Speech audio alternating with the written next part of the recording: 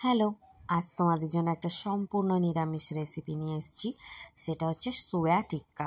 মাংসের থেকে কম কিছু লাগে না, মাংসের মতো ফিলিং পাবে যেহেতু এটাতে সয়াবিন দেওয়া আছে। আর এখানে আমি ভিজিয়ে রেখেছিলাম হাফ কাপ মতো ছোলার ডাল।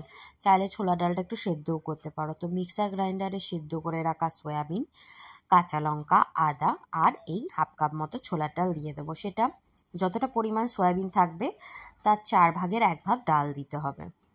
আর এখানে নিয়েছি নুন, জিরের গুঁড়ো, লঙ্কার গুঁড়ো, ধনে গুঁড়ো আর গরম মশলা গুঁড়ো। আর একটা টিপস, যেটা হচ্ছে যে কোনো ব্র্যান্ডের বিরিয়ানি মশলাটা অ্যাড করলে তোমাদের ভেজ মতো মনে হবে না। এটা একটা সুন্দর টিকিয়া বা টিক্কা বা কাবাবের যে ফ্লেভারটা পাও এই বিরিয়ানি মশলা অ্যাড করলেই ওটা পাবে। তাই নিরামিষের দিন তোমরা অনায়াসে এটা বানিয়ে খেতে পারো। আমাদের তো খুব ভালো লেগেছে, আমরা গতকাল মঙ্গলবারেই এটা বানিয়েছিলাম। আর বাইন্ডিংয়ের জন্য একটু বেসন অ্যাড করো, বেসন না থাকলে ময়দা কর্নফ্লাওয়ারও অ্যাড করতে পারো। দিয়ে দেবো সামান্য তেল। দেখতেই পাচ্ছ কত কম তেলে আমার এই এতগুলো কাবাব হয়ে যাবে।